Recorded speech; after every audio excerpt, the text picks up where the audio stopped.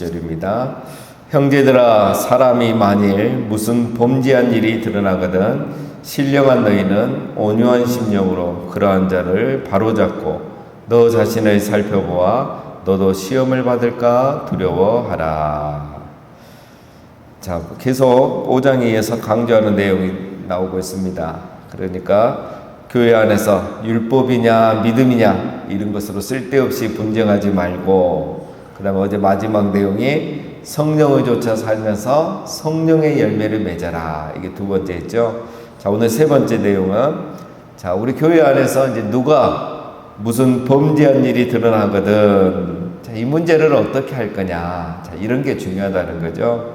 자, 누군가 성도가 이렇게 죄 짓는 걸 보거나 또 이렇게 잘못한 걸 보면 어떻게 해줘야 되는가. 여러분, 죄는 크게 두 가지입니다. 이렇게 못 본 척 해줘야 되는 죄. 그러니까 누군가 이렇게 누군가 죄를 짓고 또 실수를 했을 때 다 이렇게 관여할 필요는 없습니다. 못 본 척 해줄 필요도 있습니다. 그 잠언 27장에 보면 면책은 숨은 사람보다 나으리라. 예. 면책이 숨은 사람보다 낫다는 거죠. 그래서 여러분, 우리 어떤 사람이 좀 잘못했으면 너무 그걸 가지고 드러내고 그러면 되느냐 이렇게 꼭 말하지 않아도 됩니다. 예를 들면 쉽게 생각하면 우리 주일날 식당에 밥 먹기 위해서 줄 서는데 누가 친구가 있다고 그냥 쑥 친구하고 얘기한다고 끼어들면은 성도가 그러면 됩니까 하면서 뭐라 하시면 안 되고, 아이고, 먼저 앞에 서세요. 이렇게 하는 게 좋고, 우리 이제, 예를 들면, 해년마다 우리 교회에서 달력을 나눠주는데, 한 가정에 하나씩입니다. 하는데, 2개 가져가면, 아이고, 그런갑다 하고, 이렇게 놔둬야지. 그걸 놓고 뭐라 하고, 비난하고 이러면 안 됩니다. 그건 본인이 양심의 문제고, 또 자기가 해결해야 될 문제죠. 자, 이렇게 그냥, 못 본 척 해줘야 될 그런 게 있고, 또 이제 더 중요한 거 두 번째는 이거를 알려줘야 되는 죄가 있다는 거예요. 성도는 그렇게 살면 안 됩니다. 성도는 그렇게 하시면 안 됩니다. 그런 죄가 있다는 거죠. 자, 그런 죄는 어떻게 하라는 겁니까? 범죄한 일이 드러나거든 신령한 너희는 온유한 마음으로 그런 자를 바로잡고, 바로잡아야 돼요. 바로잡는단 말은 원상복귀 시켜준단 말입니다. 원상복귀 시킨단 말은 이거 어려운 거잖아요. 지적하는 건 쉽죠. 그러면 되느냐 이런 건 쉽죠. 그러나 완전히 회복이 된다는 거잖아요. 원상복귀 시키는 거는 회복이 되는 건데, 회복되도록 이 사람이 성숙함으로 나아갈 수 있도록 그때까지 도와주라는 거예요. 이게 우리가 해야 될 일이죠. 자, 그런데 바로 잡아줄 때는 어떻게 잡아주라고 합니까? 온유한 심령으로. 온유한 심령으로. 그것도 못하냐고. 그렇게 하면 되냐고. 그러려면 교회 다니지 말라고. 이렇게 하면 안 되고. 온유한 심정. 온유하면 뭐라 그랬습니까? 길들여진 마음이라겠죠. 나도 옛날에 저랬지. 나도 못 모를 때 저랬지. 나도 신앙이 약할 때는 저랬지. 그런데 나도 온유한 마음. 길들여졌잖아요. 훈련됐잖아요. 변화됐잖아요. 그래서 이분도 그렇게 변화되도록, 훈련되도록 기다려주면서, 나를 생각하면서 그렇게 온유한 마음으로 해야 된다는 거. 자, 그 다음에 두 번째 또 더 중요한 게 있죠. 너 자신을 살펴보아 너도 시험을 받을까 두려워하라. 그래서 누가 잘못하고 이렇게 죄를 또 범죄한 걸 보면 자기 자신을 돌아보라는 거죠. 왜? 저 사람이 저랬으면 나도 언제든지 그럴 수 있다는 거거든요. 그래서 그런 마음으로 살펴보고 도와주고, 또 자기 자신을 돌아보면서 나도 조심해야겠다. 나도 무의식 중에 아무 생각 없이 하다 보면 저렇게 실수하고 남들 눈에 가시가 될 수 있는 그런 사람이 될 수 있겠구나 하고 자기 자신을 돌아보라는 겁니다. 자, 여러분, 우리 모두는 다 똑같은 죄인이죠. 늘 같은 실수하는 겁니다. 그래서 가늠한 여인을 그 예수님 앞에 데리고 왔을 때 예수님도 뭐라 하십니까? 너희 중에 죄 없는 사람이 먼저 돌을 던져라 그랬죠. 자기 자신을 먼저 항상 돌아봐야 된다는 거예요. 누가복음에 보면은 실로암 망대가 무너져 18명이 죽었다는 내용이 나오죠. 자, 그걸 보면서 아이고 얼마나 죄를 지었으면, 잘못한 게 있으면 길 가다가 망대 무너진 때 하필 그때 지나가다가 죽었을까? 이런 말 하지 마라 그러죠. 예수님 뭐라 하죠? 너희도 회개하지 않으면 이와 같이 될 것이다. 우리가 항상 회개하고 있고 우리 자신을 돌아봐야지 나는 괜찮다 이렇게 생각하면 안 됩니다. 그래서 이제 우리가 이런 일에 참 조심해야 될 게 요즘 이제 예를 들면 천재지변이 많이 일어나잖아요. 그러면 이제 그걸 가지고 어이구 저 나라는 저 사람들은 얼마나 회개를 안 하고 죄가 많으면 이런 식으로 이제 접근하면 절대 안 된다는 거예요. 그런 일은 언제나 어디서나 누구에게나 일어날 수 있기 때문에 나도 저런 일에 당할 수 있겠구나 하고 항상 우리 자신을 깨어있고 또 이렇게 자기 자신을 돌아봐야 되는 겁니다. 자, 그래서 오늘 이 앞에 보면 뭐라고 합니까? 무슨 범죄한 일이 드러나거든 신령한 너희는, 그렇죠? 신령한 너희는 누구냐면 지금까지 계속 바울이 강조하고 있는 성령의 조차 사는 사람을 말합니다. 성령의 조차 사는 사람은 어떻게 사느냐? 세 번째가 오늘 뭡니까? 무슨 범죄한 일을 보거든 못 본 척 해줘야 될까? 그냥 못 본 척 해주고 이렇게 정말 내가 도와서 회복시켜주고 원상복귀 시켜줘야 될 거나 그렇게 하고 그러면서 항상 온유한 마음으로는 그렇게 하면서 자기 자신에게는 엄격하게 자기 자신을 돌아보라 라는 겁니다. 자, 2절 너희가 짐을 서로 지라 그리하여 그리스도의 법을 성취하라. 여기서 짐은 죄의 짐을 말합니다. 앞에 이어지는 거죠. 죄의 짐을 서로 지라. 성경에 보면 이 죄를 짐으로 말하는 곳이 여러 군데 나옵니다. 제일 쉬운 것 중에 하나가 예수님도 수고하고 무거운 짐진 자들아. 이게 율법의 짐도 있고 인생의 짐도 있지만 죄의 짐도 있는 겁니다. 자, 하나님도 예수님도 우리의 짐을 져주시죠. 예수님은 물론 그 짐 자체를 해결해 주신 분이지만 우리는 짐 자체는 해결해 줄 수 없죠. 그러나 그 사람이 죄를 끊고 변화되어 가고 성숙해 갈 수 있는데 우리가 도와줄 수는 있는 겁니다. 함께 하라는 거예요. 권면하고 원상복귀 되도록 함께 도와주고 그게 바로 뭡니까? 그리스도의 법을 성취하는 것입니다. 그리스도의 법은 뭡니까? 사랑이죠. 사랑. 그게 사랑인 거예요. 모든 죄를 내가 다 관여하고 지적하는 게 사랑이 아니고 못 본 척할 거 못 본 척하고 온유한 심정으로 바로 잡아주고 그러면서 자기 자신을 돌아보고 자 그리스도의 법은 사랑입니다. 그런 사랑을 성취할 수 있는 방법이죠. 3절 만일 누가 아무것도 되지 못하고 된 줄로 생각하면 스스로 속임이라. 자 이건 무슨 말이냐면 이제 이 흐름에서 보면은 그런 사람이 있다는 거죠. 나는 이제 완벽해. 나는 성령 충만해. 나는 이제 죄 짓지 않아. 나는 저런 죄 안 지어. 나는 이제 다 이런 죄는 초월했어. 이런 생각하면 안 된다라는 거죠. 그럼 죄를 짓지 않게 되면 감사할 뿐이지. 그렇죠? 내가 죄를 초월하거나 이겨낸 건 아닙니다.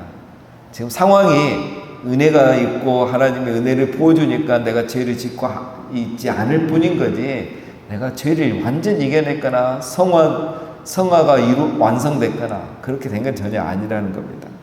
그래서 내가 범죄하지 않거든 내 자신을 돌아보니까 나는 잘하고 있어요.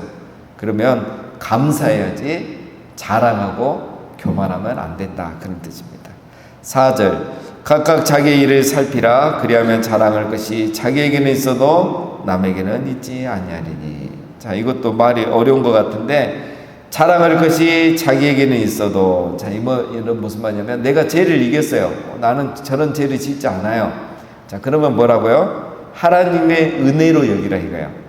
자기에게는 있다 이 말은 자랑하지 말고 내가 하나님 은혜 부어줘서 내가 이렇게 성령 충만하다는 그것을 자랑하고 남에게는 있지 아니하리니 이 말은 남에게 자랑하지 말라는 거예요.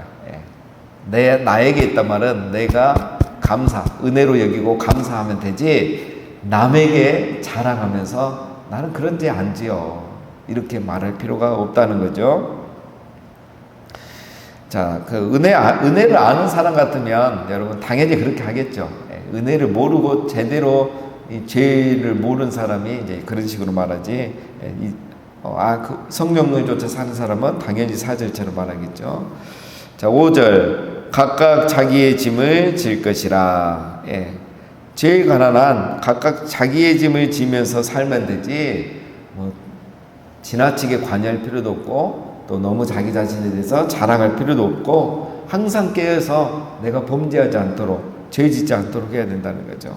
그래서 어제 5장 마지막이 뭡니까? 그러면 우리 성령의 사람은 자기의 정욕과 탐심은 어떻게 했다? 십자가에 못 박았다. 이렇게 말했죠. 그래서 여러분 우리는 죄와 탐심을 십자가에 못 박은 거지 그 죄와 탐심이 죽은 건 아니에요. 십자가에 못 박아서 아직도 살아있어요. 꿈틀꿈틀하고 살아나려고 그래요. 그러니까 우리는 항상 깨어 있어야지 자랑하고 교만할 것이 아니다는 거죠. 그리고 다른 사람이 범죄하게 되면 어떻게 하라고요? 원상복귀시켜주고 온유한 마음으로 자기 자신을 살피고 나도 넘어지지 않도록 깨어 있어야 된다. 자, 이게 바로 자기의 짐을 잘 지면 되는 거예요. 죄에 관한 한 자기가 제일 중요합니다. 자랑하지 말고 겸손하고 깨어 있고 그렇게 하라는 거죠. 자, 6절 가르침을 받는 자는 말씀을 가르치는 자와 모든 좋은 것을 함께하라. 자, 이 말씀은 이제 성경적 근거와 상황적 배경이 있죠. 또 본문의 흐름도 있긴 한데 오늘 이 두 가지만 보면 왜 이런 말을 갑자기 하는가? 여러분 그 당시에는 이제 거짓 교사들이 많습니다. 그 거짓 교사는 이제 정말 이단도 있지만 이제 이렇게 돌아다니면서 예를 들면 지금 갈라디아 교회 문제들처럼 복음을 강조하지 않고 율법을 강조하는 이런 사람까지 다 포함되어 있죠. 자, 이제 그런 이제 거짓 교사들, 잘못된 교사들 때문에 피해는 누가 봅니까?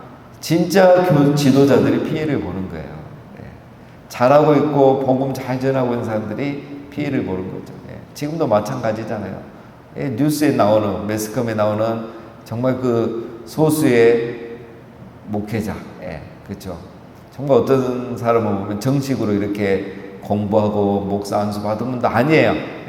그런 분들이 꼭 문제가 돼서 뉴스에 나오죠. 그러면 그런 교회들도 있고, 그럼 괜히 잘하고 있는 우리 많은 목사님들 또 교회들이 욕을 먹는 거예요. 그래서 간접적인 피해를 보죠. 자, 그런 차원에서 가르치는 자들을 존중해줘라 이겁니다. 그 다음에 이제 두 번째, 자, 첫 번째는 그래서 그렇게 참 진리를 가르치는 진짜 전도자들을 존중하고 또 필요하면 이렇게 경제적으로 지원도 해줘라 라는 거죠. 그 다음에 두 번째, 성경적 근거가 있죠. 이제 이렇게 해야 되는 이유는 뭡니까? 이제 신명기 18장에 보면 그 레위인과 제사장들은 그 기업이 없었죠. 그래서 18장 3절에 보면 제사장들이 백성들에게 받을 몫은 이러하니, 그래서 이제 제사를 드리고 나면 받을 제물 중에 제사장 레위인의 몫이 있어요. 곧 그 드리는 제물의 소나 양이나 그 앞다리와 두 볼과 위, 앞다리 두 볼, 위는 제사장들. 또 내가 처음 거둔 곡식과 포도주와 기름과 내가 처음 깎은 양털, 이것을 내가 그에게 줄 것이며. 자, 그래서 이렇게 하나님이 이제 제사장들은 이제 땅이 없잖아요. 땅을 기업으로 받지 못해서 레위인과 제사장은 이제 그 바친 제물의 일부를 먹고 생활할 수 있도록 그렇게 해줬던 거죠. 자, 근데 문제는 뭡니까? 이제 우리가 얼마 전에 그 느헤미야를 이제 살펴봤는데, 이제 문제는 뭡니까? 백성들이 신앙이 좋을 때는 이걸 잘하는 거예요. 신앙 좋을 때는 예배도 잘 드리러 오고, 뭐 이런 거, 처음 익은 곡식도 갖다 바치고, 10의 일지도 다 바치고, 그러니까 이제 그걸 먹고 제사장들이나 레인들이 자기 맡은 일을 잘 하는데, 신앙이 안 좋을 때, 또 환경이 안 좋을 때, 또 경기가 안 좋을 때는 이걸 못 하는 거예요. 이것은 이제 제일 못할 때가 언제였습니까? 포로에서 돌아왔을 때. 그때는 이제 다 힘들죠. 모든 게 힘들죠. 그러니까 이제 이걸 잘 안 지킨 겁니다. 그러다 보니까 이제 제사장과 레위인들이 먹고 살아야 되니까 성전 일을 하지 않고 또 다른 데 가서 다른 일을 해버리고, 이런 일들이 포로기 이후에 있었던 일이죠. 그래서 이제 느헤미야 13장에 보면 우리가 살펴봤죠. 느헤미야가 이제 백성의 지도자들을 불러서 엄청나게 꾸짖고, 다시 이제 레인들 이제 성전을 떠나버린 레인들 다시 다 불러들여서 교육 다시 시키고, 그래서 이제 그 그들에게 바칠 이렇게 곡식과 새 포도주, 기름의 11조를 싹 걷어서 곡간 안에 들이게 해가지고 이제 이 레인들이 먹고 살 수 있도록 그렇게 분배해 준 일들이 있습니다. 자, 그래서 이런 일들은 이제 그 당시 상황에 이렇게 배경하여서 하는 겁니다. 자, 7절. 스스로 속이지 말라. 하나님은 업신여김을 받지 아니하시나니 사람이 무엇으로 심든지 그대로 거두리라. 스스로 속이지 말라. 자, 이 말은 무슨 말이냐면 쉽게 말하면 이런 겁니다. 이렇게 살아도 나는 괜찮을 거야. 뭐 나 이 정도면 잘하고 있지. 이렇게도 나는 복 받을 거야. 구원 받을 거야. 이런 생각하면 안 된다는 거예요. 남의 죄에 대해서는 굉장히 철저하면서 자기의 죄에 대해서는 관대하고, 그러면서 나는 괜찮아. 다 이렇게 신앙생활 하는데 그렇게 하지 말라는 거죠. 왜 그렇습니까? 하나님은 업신여김을 받지 아니하십니다. 하나님은 업신여김을 받지 아니하신다는 거예요. 이 말은 하나님은 안 속는다. 조롱받지 않는다는 겁니다. 그래서 하나님은 어떻게 합니까? 심는 대로 거두게 하시지. 그래서 사람이 무엇으로 심든지 그대로 거두리라. 자, 여러분, 우리의 삶은 내가 심은 것을 먹고 사는 겁니다. 안 심은데 먹고 사는 사람 없습니다. 심는 만큼 먹고 살게 되는 겁니다. 내가 시간을 심든 돈을 심든 열정을 심든 뭐든지 심는 만큼 거두게 되어 있습니다. 그래서 이런 말 하죠. 어떤 분은, 그럼 내가 시간이나 돈이나 이것을 사용하는 게 아니라 심는 것이다. 그럼 우리 하루의 시간을 우리는 그냥 사용하는 게 아니에요. 흘러가는 게 아니에요. 사용하는 것은 없어지는 거죠. 그러나 시간과 돈, 모든 것, 우리 신앙의 행위들은 심는 겁니다. 심는 거는 사용한 것 차이점이 뭐죠? 거둔다는 거예요. 심는 만큼 거둔다는 거예요. 이게 중요한 겁니다. 심는 만큼 거둬요. 나의 미래는 내가 오늘 심은 걸 거두게 되어 있습니다. 모든 게 마찬가지입니다. 여기서 우리가 하나 기억해야 될 게 있죠, 여러분. 오늘 심었는데 내일 거둔다? 그런 일은 또 잘 없죠. 간혹 그런 일도 있지만 언제 거둘지 모른다는 거예요. 내가 심었는데 언제 거둘지는 몰라요. 그래서 사람들이 안 심어요. 당장 눈에 안 보이니까. 우리는 언제 거둘지 모르지만 항상 심고 있습니다. 그래서 믿음으로 심어야 돼요. 그래서 동시에 중요한 게 뭡니까? 오늘 9절에 나오죠. 선은 행하되 낙심하지 말아야 된다. 그래서 여러분 포기하지 말고 계속 심어야 돼요. 나의 시간을 심고, 나의 재물을 심고, 나의 기도를 심고, 나의 열정을 심고, 그러면 그거를 언젠가 거두는 날이 올 줄로 믿습니다. 전도서 3장에 보면 이제 있는 것이 옛적에도 있었고 장래에 있을 것도 옛적에 있었나니 하나님은 이미 지난 것을 다시 찾으시느니라. 네, 우리가 심은 대로 다 거두게 해주시는 겁니다. 자, 8절. 그러니까 어떻게 해야 되겠습니까? 자기의 육체를 위하여 심는 자는 육체로부터 썩어질 것을 거두고 성령을 위하여 심는 자는 성령으로부터 영생을 거두리라. 심는 것도 두 종류라고 하죠. 육체를 위하여 심는 사람, 또 성령을 위하여 심는 사람. 자, 오늘 이 갈라디아서 배경으로 말하면 뭐겠습니까? 물론 자기 개인적으로 적용하면 우리가 육체를 위해서 정말 뭐 눈에 보이는 거, 먹는 거 이런 것만 심는 사람도 있겠지만, 또 오늘 본문의 배경으로 말하면 뭐겠습니까? 이 교회의 배경으로 말하면 분쟁하고 싸우고 논쟁하고 만나면 당짓고 원수 맺고 이거 다 썩어질 것들이거든요. 그런 것만 심으면 결국 그런 것만 거두게 되어 있다는 거죠. 심판을 거두게 되어 있는 거죠. 자, 성령을 위하여 심는 사람. 이건 개인적으로 적용하면 우리의 시간과 물질과 또 열정, 나의 영혼을 위해서, 타인을 위해서, 교회를 위해서, 하나님 나라를 위해서 심는 걸 말하죠. 거기에는 영생을 걷게 되어 있죠. 자, 그래서 8절은 우리 개인적으로 이렇게 적용하실 수도 있고, 그 당시에 이 교회를 어지럽히는 자를 향한 바울의 경고일 겁니다. 너희가 계속 그렇게 육체를 위하여 심다 보면 너희들은 심판의 열매를 거두게 될 것이다. 이런 뜻이죠. 자, 마지막 9절 10절. 우리가 선을 행하되 낙심하지 말지니 포기하지 아니하면 때가 이름에 거두리라. 그러므로 우리는 기회 있는 대로 모든 이에게 착한 일을 하되 더욱 믿음의 가정들에게 할지니라. 네, 우리가 너무 잘 아는 말씀이죠. 자, 심을 때 기회가 있습니다. 우리 앞에 7절에서 심어야 된다고 했는데, 자, 심을 때 기회가 있을 것이죠. 선을 행하되 낙심하지 말지니. 첫 번째, 꾸준히 심어야 되는 거죠. 두 번째, 낙심하지 말라는 거죠. 세 번째, 포기하지 말라는 거죠. 네 번째, 때가 되면 거둘 날이 있을 거란 걸 믿으라는 거예요. 그러면서 열심히 심고, 이왕이면 믿음의 가정들, 형제들에게 심고, 교회에 우리 성도들을 위해서 심고, 이렇게 우리가 꾸준히 낙심하지 않고 포기하지 않고 거둘 때를 기다리면서 믿음으로 소망 가운데 심으면 반드시 심는 대로 거두게 하신 하나님께서 우리에게 심은 것 또 그 이상으로 거두게 주실 겁니다. 오늘 우리의 기도가 그렇게 심는 것이고, 또 오늘 하루 우리의 시간과 물질과 모든 것이 심는 자의 삶을 살아가시는 우리 모두가 다 되시기를 주님의 이름으로 축원드립니다.